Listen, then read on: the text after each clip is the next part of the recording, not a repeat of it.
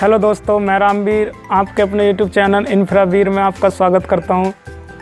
तो दोस्तों, हम जो है क्लास 10th की एनसीईआरटी की मैथ की बुक से क्वाड्रेटिक इक्वेशन करा रहे हैं। ठीक है, इस पे हमने अपने एक वीडियो बना दी है और आज हम सेकंड वीडियो लाए हैं।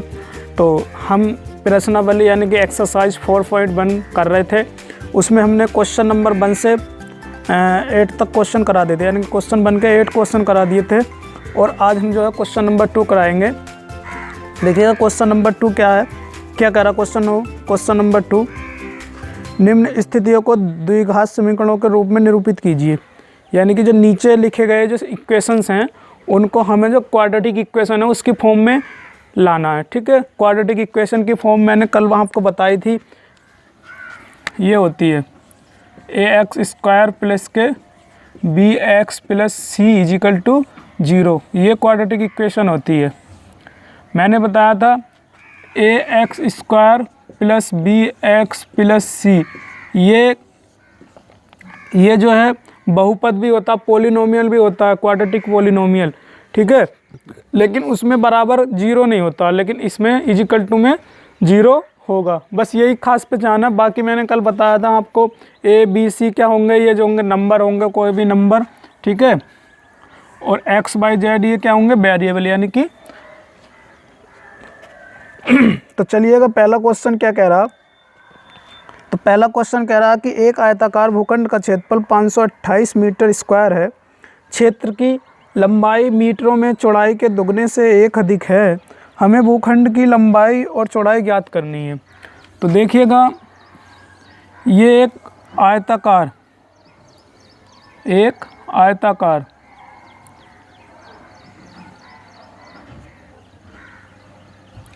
एक आयताकार भूखंड है, सही है। इसकी जो लंबाई है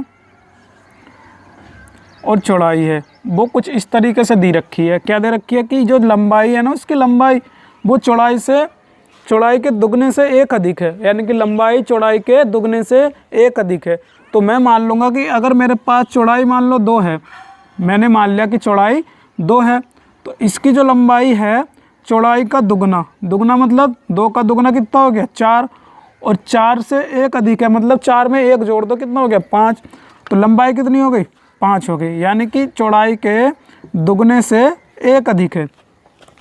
ठीक है, जितनी चौड़ाई है उसका दुगना और उसमें 1 जोड़ोगे तो क्या हो जाएगी, वो लंबाई। तो अब मैं लंबाई को मान लूँगा, मैंने मान लिया लंबाई x है। क्या है, x है, लंबाई x है। तो चौड़ाई कितनी हो गई, चौड़ाई हो गई x का दुगना यानी कि 2x प्लस 1 अधिक यानी कि +1। तो ये इसकी लंबाई हो जाएगी और ये हो गई इसकी चौड़ाई।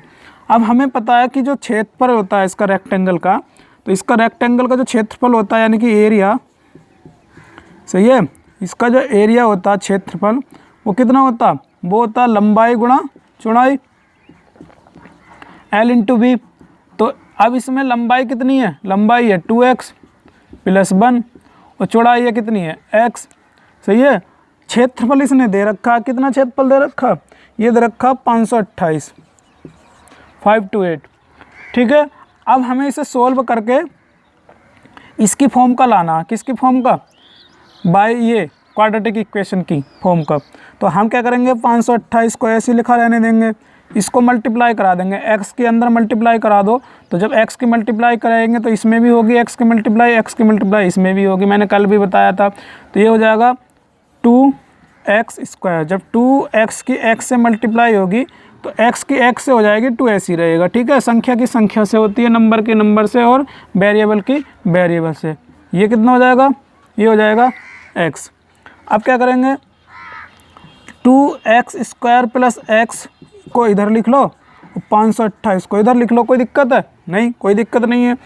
तो अब क्या करेंगे, 2x² प्लस x, ये 528 को हम इधर ले आएंगे और बराबर में हो गया ये 0। तो क्या ये बाई क्वाड्रेटिक इक्वेशन है, हाँ तो बोलेंगे हाँ, क्योंकि x² की फॉर्म में, फिर x की फॉर्म में, फिर c की फॉर्म में। तो ये क्वाड्रेटिक इक्वेशन हो गई। बस यही पूछ रहा था कि इसे जो है क्वाड्रेटिक इक्वेशन की फॉर्म में हमें लिखना है।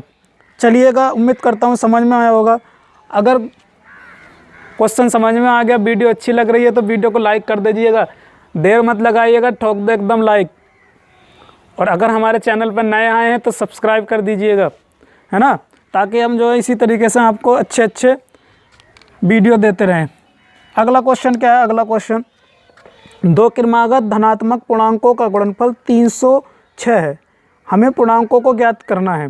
देखिएगा, सबसे पहले पूर्णांक क्या होते हैं? पूर्णांक जो होते हैं वो माइनस जीरो से लेके, यानी कि सॉरी माइनस इन्फिनेटिव से लेके प्लस इन्फिनेटिव तक होते हैं। इंटीजर मतलब उसमें माइनस की वैल्यू भी आएंगी और प्लस की भी वैल्यू आएंगी। ये क्या होते हैं? ये पूर्णांक होते हैं। हिंदी में बोलते हैं पूर्णांक और इंग्लिश में बोलते हैं उनको इंटीजर। सही है। तो अब ये कह रहा है कि दो क्रमागत पूर्णांक है, तो दो क्रमागत पूर्णांक है तो मैंने मान लिया, मानना पड़ेगा मुझे, मैंने माना पहला पूर्णांक हो गया x। तो दूसरा जो पूर्णांक हो जाएगा, दूसरा पूर्णांक कितना हो जाएगा? देखिएगा, क्रमागत है, क्रमागत का मतलब है सक्सेसिव है, मतलब सक्सेसिव का मतलब ये है कि क्रम से आने वाला, यानी कि क्रम से आने वाला। जैसे कि अभी मैं आपसे बोलूं कि मान लो मेरे पास एक है, 1 है, 1, ठीक है, तो उससे अगला नंबर क्या आएगा? तो आप बोलोगे 2। उससे अगला नंबर क्या आएगा? आप बोलोगे 3। उससे अगला नंबर क्या आएगा? आप बोलोगे 4। तो आप इधर देखिएगा, जैसे 1, 1, 2, 3, 4, ये सब क्या है? क्रमागत नंबर है। क्या है ये? क्रमागत नंबर। तो देखिएगा, अगला क्रमागत नंबर 1 जोड़ के आ रहा है। इसमें 1 में 1 जोड़ा तो 2 आ गया, 2 में 1 जोड़ा तो 3 आ गया, 3 में 1 जोड़ा तो 4 आ गया। यानी कि जब भी क्रमागत नंबर आएंगे, जब भी सक्सेसिव नंबर आएंगे, उसमें 1 ऐड करके आएगा। सही है। तो अगला जो पूर्णांक हो जाएगा वो x + 1 हो जाएगा। अब ये कह रहा है इनका जो गुणनफल है, यानी कि इनका जो मल्टीपल है, प्रोडक्ट है, वो कितना? 306। सही है, यानी कि 306। तो इनका जो गुणनफल है x + 1 वो कितना है? 306। ठीक है। अब इनका गुणनफल दे रखा है। गुणनफल का मतलब है कि इन दोनों की गुणा, तो पहले की गुणा और दूसरे की गुणा, इतनी है। अब इनके अंदर गुणा करा दो, तो x की x से होगी तो x², फिर x की 1 से होगी तो x बराबर 306। सही है। x² + के x माइनस के 306, 306 को बराबर के इधर ले आएंगे और इधर बचेगा कुछ नहीं है, मतलब 0 बचेगा। सही है। तो ये हो गया इसकी फॉर्म का, क्वाड्रेटिक इक्वेशन की। बस इतना सा सवाल था। कोई दिक्कत है? समझ में आ गया होगा ना। चलिएगा अगले क्वेश्चन की तरफ बढ़ते हैं। क्या कह रहा है अगला क्वेश्चन? कह रहा है कि रोहन की माँ उससे 26 वर्ष बड़ी है, उनकी आयु वर्षों में, यानी कि का गुणनफल अब से 3 वर्ष पश्चात 360 हो जाएगी। हमें रोहन की वर्तमान आयु ज्ञात करनी है। तो रोहन की वर्तमान आयु ज्ञात करनी है, तो मैं मान लूँगा ये दूसरे का दूसरा था और ये दूसरे का तीसरा है, यानी कि थर्ड। तो इसमें रोहन की माँ उससे 26 वर्ष बड़ी है, तो इसमें क्या पूछ रहा? रोहन की वर्तमान आयु पूछ रहा। तो मैं मान लूँगा, माना रोहन की वर्तमान आयु। तो रोहन की वर्तमान आयु कितनी है? मैंने मान लिया x वर्ष। ठीक है। रोहन की वर्तमान आयु मैंने मान लिया x वर्ष है। अब उसमें जो रोहन की माँ है उससे 26 वर्ष बड़ी है, तो माँ की उम्र कितनी हो जाएगी? माँ की उम्र हो जाएगी x + 26। ठीक है। 26 साल अधिक है, यानी कि अगर ये मान लो x का है तो ये 26 अधिक, यानी कि 26 साल बड़ा। ठीक है। अब वो कह रहा है कि उनकी आयु वर्षों में का गुणनफल अब से 3 वर्ष पश्चात 360 हो जाएगी। यानी कि इनका जो गुणनफल है कब से? अब से 3 वर्ष पश्चात। तो जैसे मैं आपसे बोलूं कि आपकी उम्र मान लो इस समय 15 साल है, तो अब से 3 साल बाद कितनी हो जाएगी? तो आप बोलोगे 18। क्यों? तो ये 18 कहाँ से आया? अब की जो उम्र है आपकी, उसमें आपने क्या करा? 3 जोड़ दिया, तो अब से 3 साल बाद की आयु हो जाएगी। तो अब से 3 साल आयु, मतलब 3 साल बाद की आयु की बात कर रहा है। तो 3 साल बाद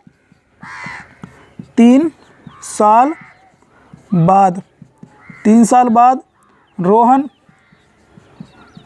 हो जाएगा x + 3 का, यानी कि उसकी आयु में 3 वर्ष की वृद्धि हो जाएगी। और माँ हो जाएगी उसकी माँ हो जाएगी x प्लस 26 प्लस 3 साल अधिक, तो ये हो जाएगा x प्लस 29, यानी कि 26 और 3 29। समझ गए इतनी बात क्लियर?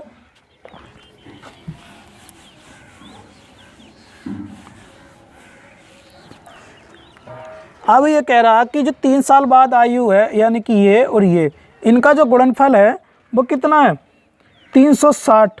इनका जो गुणनफल है यानी कि इनका जो प्रोडक्ट है 360 है। तो x प्लस 3 गुणा x प्लस 29, इनका जो गुणनफल है कितना है? 360। ये कह रहा। अब इसको सोल्व कर लेंगे, गुणा करा देंगे इसकी, पहले इसकी इससे होगी फिर इससे होगी। तो एक्स स्क्वायर प्लस के 29x, फिर 3 की होगी तो 3 की x से होगी, फिर 29 से होगी। तो ये हो जाएगा 3x प्लस 3 नम 27 और 3 दूनी 6, 6 2 8, 3 नम 27 और 3 दूनी 6, 6 और 2 8 बराबर 360। सही है। एक्स स्क्वायर प्लस 29 और 3 कितना हुआ? ये होगा 32x। सही है। प्लस के 87 माइनस के 360 बराबर 0। 360 को इधर ले आएंगे, माइनस में आ जाएगा। तो एक्स स्क्वायर 32x, ये माइनस के ज़्यादा हैं इसमें, 360 माइनस के हैं और 87 प्लस के हैं। तो इसको माइनस कराओगे तो ये हो जाएगा 10 में से 7 गया 3, और यहाँ बचा 5, यानी कि 15 में से 8 गया 7, यहाँ बचा 2, 273 माइनस के 273 बराबर 0। तो ये हो गई तुम्हारी क्वाड्रेटिक फॉर्म में इक्वेशन। एक्स स्क्वायर प्लस के 32x माइनस के 273 बराबर 0। ठीक है। चलिएगा अगले क्वेश्चन की तरफ बढ़ते हैं। क्या कह रहा है अगला क्वेश्चन? पढ़िएगा, अगला क्वेश्चन पढ़ो।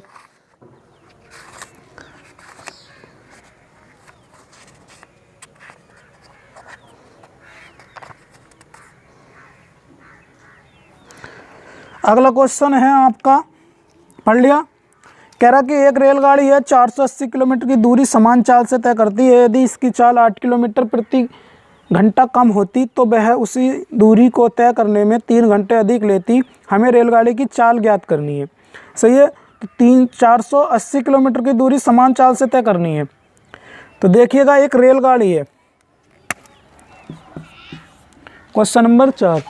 तो एक रेलगाड़ी है, उसको 480 किलोमीटर की दूरी तय करनी है। मान लो यहाँ से चलेगी रेलगाड़ी और यहाँ तक पहुँचनी है वो, तो 480 किलोमीटर की दूरी तय करनी है। और रेलगाड़ी की चाल पूछ रहा है, तो मान लो ये किस चाल से जा रही है? तो मैंने मान लिया x किलोमीटर प्रति घंटा की चाल से जा रही है। सही है। तो जब ये 400 x किलोमीटर प्रति घंटा की चाल से जाएगी तो मैं यहाँ पे लिखूँगा, माना रेलगाड़ी की चाल कितनी है? x किलोमीटर प्रति घंटा। सही है। अब रेलगाड़ी को 480 किलोमीटर की दूरी तय करनी है, तो टाइम कितना लगेगा? टाइम 480 दूरी तय करने में 480 बटे x, यानी कि क्या होता है? दूरी बटे चाल, distance upon speed, distance upon speed. ठीक है, ये होता है। तो इसका टाइम लगा 480 बटे x। फिर वो कह रहा कि अगर चाल में 8 किलोमीटर प्रति घंटा की कमी कर दी तब टाइम कितना हो जाएगा? मान लो t1 और t2, ये टाइम t1 है, ये t2 है। तो ये कितना समय लग रहा? भैया दूरी तो अभी भी उतनी है, दूरी तो अभी भी उतनी है। मान लो 480 ही चलना, लेकिन पहले x चल रहा था, अब जो है कम हो गई। तो कम हो गई, कितनी कम हो गई? x माइनस के 8, यानी कि जो पहले थी उसमें से 8 की कमी कर दी हमने। पहले x थी, उसमें से 8 की कमी कर दी, अब चाल हो गई x माइनस के 8। तो उसी दूरी को तय करने में पहले से उसे 3 घंटे अधिक लग रहे हैं। यानी कि ये जो समय है ना, ये 3 घंटे ज़्यादा का समय है। ये T2 जो है 3 घंटे ज़्यादा समय ले रहा है, क्योंकि ये कह रहा है ना कि अगर सीधी सी बात है, चाल कम होगी। जैसे आप मान लो 20 किलोमीटर प्रति घंटा की स्पीड से कहीं जा रहे हो। सही है। अब आपको लग रहे हैं उस दूरी को तय करने में मान लो 1 घंटा। अगर आप 20 की स्पीड से न जाके आप 15 से जाने लगे, तो तो आपको 1 घंटे से ज़्यादा समय लगेगा, सीधी सी बात है, क्योंकि अब कम धीरे चलने लगे तो तुमने चाल में क्या कर दी, कमी कर दी।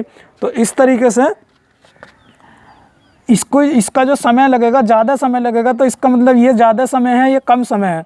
तो ये इससे कितना अधिक है, 3 अधिक समय ले रहा है। यानी कि T2 में से अगर हम T1 घटाएंगे तो कितना आएगा, 3 घंटा अधिक समय आएगा। यानी कि T2 बड़ा हो गया। सही है, समझ गए नहीं। T2 में से T1 को माइनस कर देंगे, क्योंकि T2 बड़ा है, T1 से कितना बड़ा है, 3 बड़ा है। ठीक है, तो इनका अंतर कितना आ जाएगा, 3 आ जाएगा।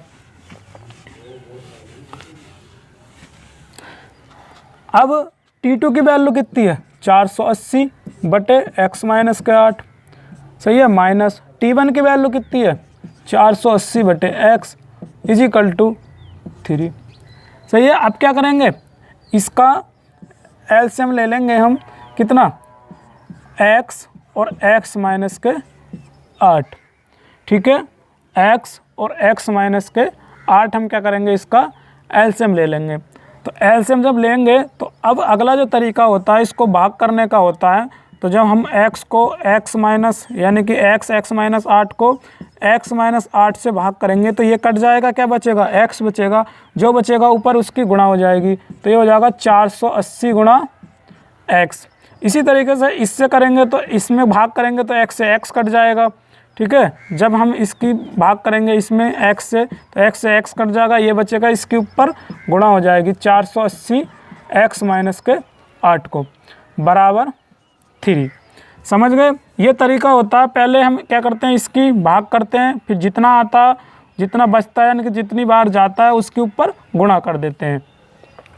सही है, अब इन दोनों में 480 इसमें भी है, 480 इसमें भी है, 480 को ले लो बाहर, इधर बचेगा x और इधर बचेगा x माइनस के 8, x माइनस के 8 बचेगा इस तरीके से ये।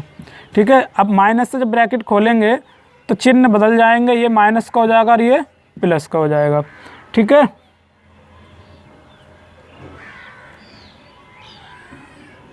बटे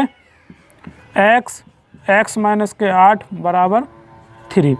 अब क्या होगा, ये x से x कट जाएगा, कट गया x से x, क्योंकि प्लस माइनस कट गए। अब प्लस माइनस कट गए तो ये इधर चला जाएगा, ये इधर गुणा में चला जाएगा, भाग के चीज़ इधर जाएगी तो गुणा में।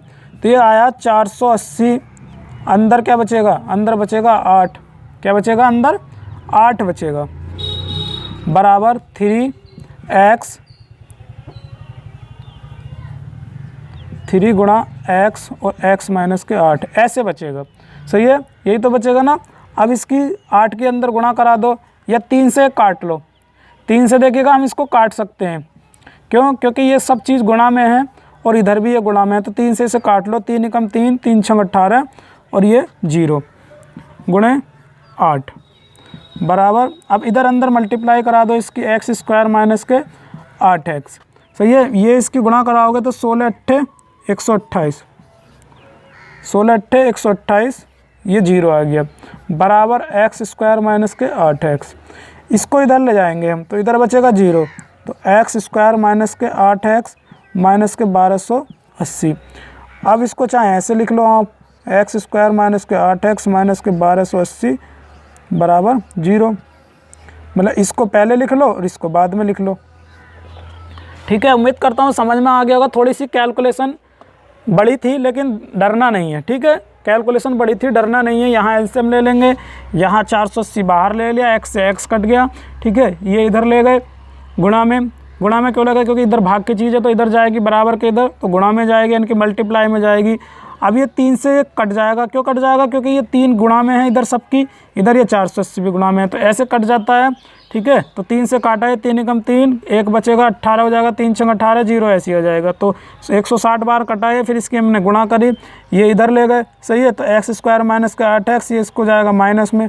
तो ये हो गई तुम्हारी द्विघात समीकरण की फॉर्म। उम्मीद करता हूँ समझ में आया होगा।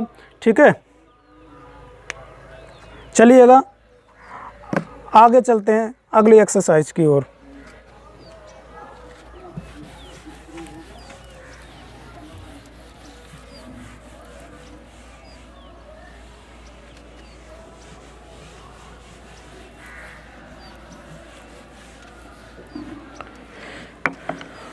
देखिएगा अब अगले क्वेश्चन जो आएंगे वो आएंगे द्विघात समीकरण जो होती है ये ax स्क्वायर के plus B X plus C equal to 0, इसको हम सोल्व करेंगे। क्या करेंगे? सोल्व करेंगे, यानी कि x की वैल्यू निकालेंगे। और x की वैल्यू कैसे निकालेंगे? इसके गुणनखंड करके। तो गुणनखंड करने के बहुत सारे तरीके हैं, सही है, लेकिन हम कैसे गुणनखंड करेंगे? यहाँ पे मिड टर्म को ब्रेक करके, यानी कि बीच वाला जो पद है x का जो कोफिशिएंट है, यानी कि x का जो गुणांक है, x के साथ क्या है b, इसको हमें तोड़ना होगा। और कैसे तोड़ना होगा ये तरीका में आप सीख लो अच्छे तरीके से। देखिएगा कैसे करेंगे। ये पहले ए और सी, यानी कि जो एक्स स्क्वायर के साथ वाला नंबर होगा और लास्ट में जो सी के जगह में जो नंबर होगा उन दोनों की करेंगे गुणा, ठीक है। तो गुणा करेंगे तो और फिर हम ये लगाएंगे हिसाब, बी को हमें तोड़ना होगा। कैसे तोड़ेंगे? हम ये मानेंगे कि भाई गुणा करके तो कितना है, ए और सी का जितना मल्टीपल आ रहा है, यानी कि जितना ए और सी का गुणा आ रहा है इतना गुणा करके आए, और जैसे यहाँ पे प्लस है तो प्लस करके कितना आए, बी आए। तो जैसे अभी मैं बताता हूँ कैसे करने हैं। जैसे कि क्वेश्चन है तुम्हारा, सबसे पहला एग्जाम्पल नंबर है तुम्हारा 3, ठीक है। एग्जाम्पल नंबर 3 है तो 2x स्क्वायर माइनस के 5x प्लस के 3 इजिकल टू 0, है ना। इसके हमें मूल ज्ञात करने, तो मूल ज्ञात करने का मतलब यही है कि इसमें x की वैल्यू निकालनी है, ठीक है। तो हम क्या करेंगे, मैंने बताया आपको a और c की, यानी कि x स्क्वायर के जो साथ वाला है जैसे कि 2, और यहाँ पे c की जगह कितना 3, तो यहाँ 2 और 3 की मल्टीप्लाई करेंगे, कितना आएगा 6, मल्टीप्लाई कितना आ गया 6। अब हमें 5 को कैसे तोड़ना है? हमें 5 को तोड़ना है ऐसे कि मल्टीप्लाई करके तो 6 आए, क्योंकि 2 जगह तोड़ना है, तो उन जो दो जगह तोड़ोगे तो उनकी गुणा करने पर कितने आया, 6 आए। और यहाँ पे प्लस है, प्लस करके कितना आना चाहिए 5, प्लस करके कितना आना चाहिए 5, और गुणा करके कितना आना चाहिए 6, प्लस करके कितना आना चाहिए 5 और गुणा करके कितना आना चाहिए 6। अब बोलोगे प्लस ही करके क्यों आए? देखिएगा ये जो चिन्ह है ना ये बताएगा, अगर यहाँ पे माइनस होता तो माइनस करके लाते, ये 5 मतलब माइनस करके 5 तोड़ते, लेकिन ये प्लस है तो यहाँ पे प्लस करके तोड़ेंगे। अच्छी तरीके से समझ लीजिएगा, अगर यहाँ पे प्लस है तो ये प्लस करके तोड़ेंगे, अगर यहाँ पे माइनस है तो माइनस करके तोड़ेंगे। लेकिन ध्यान रहे गुणा उनकी कितनी आए, जो इन दोनों की गुणा आएगी, यानी कि ए और सी की जो गुणा आएगी। उम्मीद करता हूँ समझ में आ गया होगा। तो आया आपके दिमाग में? हाँ आया साहब। क्या आया? ये आया हमारे दिमाग में 2 + 3 का, कि 2 तिया कितने होते हैं 6, और जोड़ने पर भी कितना आ रहा 5 + 3 बराबर 0, ठीक है। अब क्या करेंगे, x के अंदर मल्टीप्लाई करा देंगे, ठीक है। इस x को यहाँ लिख लेते हैं, कोई दिक्कत है? कोई दिक्कत नहीं होनी चाहिए। तो अब अंदर माइनस एक्स के गुणा कराएंगे, तो जब माइनस के गुणा कराएंगे तो यहाँ कितना जाएगा माइनस के 2x, फिर यहाँ भी माइनस के 3x और प्लस के 3 बराबर 0। अब क्या करेंगे, इतना काम हो गया। अब इन 2 पदों की और इन 2 पदों में कॉमन होगा कुछ ना कुछ। तो यहाँ देखोगे यहाँ कॉमन 2 भी है और दोनों में x भी है, तो 2 दोनों में है और x भी दोनों में है। तो यहाँ x स्क्वायर का मतलब था कि x गुणा x, यानी कि x जो है 2 बार है गुणा में, तो 1 बाहर आ जाएगा तो क्या बचेगा 1x, 2 पहले से ही बाहर आ गया, सही है, माइनस। अब इसमें 2x था, पूरा क्या था 2x, और 2x का पूरा 2x बाहर आ गया तो क्या बचेगा 1। बोलोगे 1 कहाँ से बच रहा? तो देखिएगा मैं आपको ये बता दूंगी, जो कॉमन करने का मतलब है उसका मतलब ये है कि भाग दे रहे हैं हम। तो जैसे 2x स्क्वायर है, हमने कॉमन कर लिया, यानी कि 2x हमने बाहर ले लिया, तो इसका मतलब है कि 2x से हम क्या कर रहे हैं, भाग दे रहे हैं। तो 2 से 2 कट गया, x से x एक घात कट गई तो क्या बचा x बचा, तो यहाँ पे x बचा, ठीक है। अब यहाँ पे 2x था, इसमें हमने 2x कॉमन कर लिया, यानी कि भाग दे दी 2x से, तो क्या बचेगा 1 बचेगा, 2x से 2x काट देंगे तो इस तरीके से 1 बचेगा ये, ठीक है। अब क्या करेंगे, इसमें से माइनस कॉमन करेंगे और दोनों में से 3 कॉमन कर लेंगे। 3 कॉमन कर लिया तो इधर क्या बचा x बचा, इधर क्या बचा, जब माइनस तुम बाहर लोगे तो अंदर के चिन्ह बदल जाएंगे, तो ये माइनस बचेगा।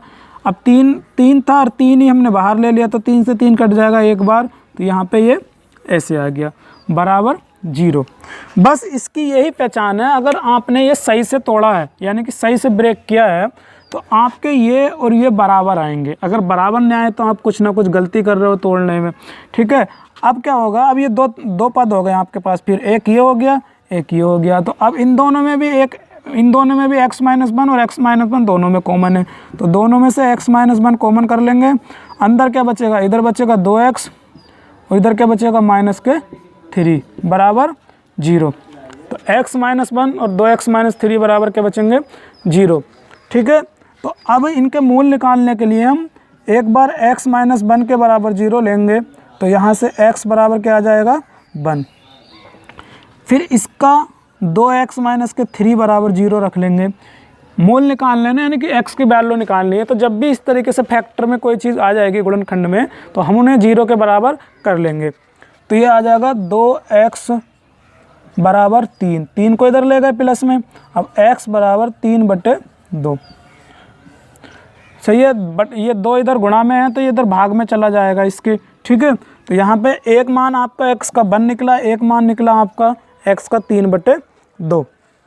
उम्मीद करता हूँ समझ में आ गया होगा। चलिएगा अगले क्वेश्चन की तरफ बढ़ते हैं। एग्जाम्पल नंबर 2 देखो, एग्जाम्पल नंबर 4। जैसे ये है 6x² माइनस के x माइनस के 2 = 0, ठीक है, ये है। अब हमें क्या निकालना है, मूल निकालना है। मूल निकालने का मतलब है कि इसमें x की गुणा निकालनी है, ठीक है, यानी कि x के गुणनखंड निकालने हैं, यानी कि x की वैल्यू निकालनी है। गुणनखंड करके इसकी x की वैल्यू निकालनी है। तो देखिएगा गुणनखंड कैसे करेंगे। सबसे पहले तरीका ये है कि जो 6 है और 2 है, यानी कि ये और ये, इन दोनों की गुणा करेंगे, कितना आएगा 6 दूनी 12। अब समझ रहे हो, यानी कि गुणा करके कितना लाना हमें 12 और घटा के कितना लाना है। यहाँ देखिएगा x के साथ क्या 1 है, जो कि हमें दिखाई नहीं देता। क्यों नहीं दिखाई देता, क्योंकि 1 की हम जब भी किसी से भी गुणा करेंगे तो वही आता है। जैसे मान लो 1 की गुणा 2 से करी तो 2 आएगा, 1 की गुणा 3 से करी तो 3 आएगा, 1 की गुणा 4 से करी तो 4 आएगा, ठीक है। इस तरीके से आएगा ये, समझ रहे हो नहीं। तो ये आ जाएगा आपका, सही है, 6 × 2 बराबर 12। तो अब यहाँ आपको 1 लाना है, 1 लाना है तोड़ के। तो कैसे तोड़ना है, देखिएगा यहाँ माइनस है, यहाँ क्या है ये माइनस, तो ये माइनस करके लाना है 1। तो बताओ जिनकी गुणा 12 आए और घटा के कितना है 1 आए, तो हाँ है 4 × 3 = 12, 4 × 3 = 12। अब 4 और 3 की गुणा करोगे तो 12 आएगा और घटाओगे 4 में से 3 तो 1 आएगा, हो गया फैक्टर। तो 6x² माइनस के x बाहर ले लेंगे, यो 4 माइनस के 3 माइनस के 2 बराबर 0, ठीक है। यानी कि 4 में से 3 घटाया तो 1 आया और गुणा करेंगे 4 और 3 की तो 12 आ जाएगा। यानी कि ये जो दो करके तोड़ेंगे ना, इनकी गुणा आनी चाहिए, जो इन दोनों की गुणा आ रही है। और यहाँ जैसे प्लस है तो प्लस करके आना चाहिए, जैसे पिछले वाले क्वेश्चन में आया था, यहाँ प्लस करके आया। अब यहाँ माइनस है तो यहाँ माइनस करके लाना। अभी कुछ टीचर ये बता देते हैं कि यहाँ हिसाब लगाना है हमें कि प्लस करके आएगा कि माइनस करके आएगा। देखिएगा अगर हिसाब लगाने लगे तो हिसाब लगाते रह जाएंगे ना। अगर हमें सीधे सीधे ये पता होगा कि प्लस करके ही लाना, तो हम प्लस वाले पे माइंड लगाएंगे अपना। अगर हमें ये पता होगा सीधे सीधे कि हमें माइनस करके लाना, तो सीधे सीधे माइनस वाले पे हम माइंड लगाएंगे अपना। इतनी झंझट ही क्यों पालेंगे, ठीक है। तो बस मैं आपको सीधे सीधे बताऊँगा, ये चिन्ह बताएगा कि आपको प्लस करके लाना है या माइनस करके। जो सी वाला जो साइन है, जो सी वाला जो साइन है, ये बताएगा अगर आप सी वाले में प्लस है तो प्लस करके टूटेगा ये, और अगर यहाँ माइनस है तो माइनस करके टूटेगा। तो ये हो गया 6x² माइनस के। अब इसके अंदर मल्टीप्लाई करो तो माइनस के 4x हो जाएगा। माइनस के माइनस से अंदर के चिन्ह बदल जाएंगे, जब माइनस की मल्टीप्लाई कराओगे तो ये माइनस का तो प्लस का हो जाएगा 3x माइनस के 2 बराबर 0। अब क्या करेंगे, ये 2 पद बन गए, एक ये 2 ये, तो 2 में कॉमन कर लेंगे। अब इसमें कॉमन क्या है साहब, कॉमन है इसमें एक तो 2 कॉमन है और दोनों में x कॉमन है। बोलोगे 2 कैसे दिखाई दे रहा, तो 6 है, तो 6 को मैं क्या 2 × 3 नहीं लिख सकता, हाँ लिख सकता हूँ, तो 2 आ गया। इसी तरीके से 4 है, तो 4 में मैं 2 × 4 2 × 2 नहीं लिख सकता, हाँ लिख सकता हूँ। तो दोनों में 2 कॉमन आ गया और दोनों में x कॉमन आ गया, ठीक है।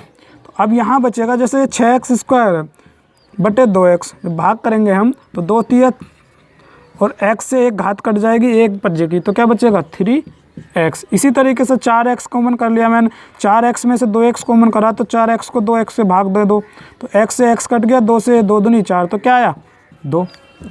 अगर कॉमन का सिस्टम नहीं आ रहा समझ में तो भाग दे लेंगे, ठीक है। प्लस अब यहाँ से दोनों में से क्या कॉमन है, कुछ कॉमन नहीं है भाई, यहाँ से ना तो 3 कॉमन है दोनों में, ना x कॉमन है, तो जब कुछ कॉमन नहीं होता तो हम 1 कॉमन कर लेते हैं।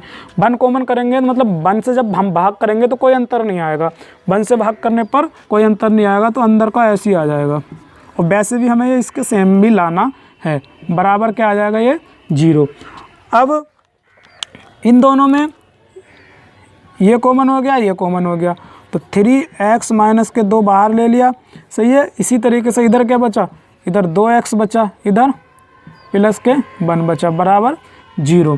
अब एक बार इसे 0 के बराबर ले लेंगे, 3x माइनस 2 बराबर 0, तो यहाँ 3x 2 को इधर ले जाएंगे प्लस में, हमें तो x का मान चाहिए, तो जो 3 है ना ये भी इधर गुणा में है, इसको इधर भेज देंगे भाग में, ठीक है। x के साथ गुणा में है तो इधर भाग में भेज देंगे, क्योंकि हमें खाली x की वैल्यू चाहिए। अब इसी तरीके से यहाँ पे 2x प्लस 1 बराबर 0, तो 2x बराबर 1 को इधर ले जाएंगे माइनस के। अब मुझे तो x की वैल्यू चाहिए, ठीक है, तो ये 2 इधर गुणा में, ये इधर चला जाएगा भाग में, ठीक है। समझ में आया, उम्मीद करता हूँ समझ में आ गया होगा। तो x की वैल्यू 2/3 और x की वैल्यू माइनस के 1/2, माइनस के 1/2। तो वीडियो कैसी लगी दोस्तों, अगर वीडियो अच्छी लगी तो वीडियो को लाइक करके ज़रूर जाइएगा, और अगर हमारे चैनल पे नए आए हैं तो चैनल को सब्सक्राइब ज़रूर कर दीजिएगा, ठीक है। और जैसे भी आपको वीडियो लगी है, अच्छी लगी हो, बुरी लगी हो, पढ़ाने का तरीका कैसा लग रहा हो, क्वेश्चन समझ में आ रहे हैं नहीं आ रहे हैं, आप जो है प्लीज़ कमेंट करके ज़रूर बताइएगा, सही है। तो धन्यवाद दोस्तों, आज के लिए इतना ही।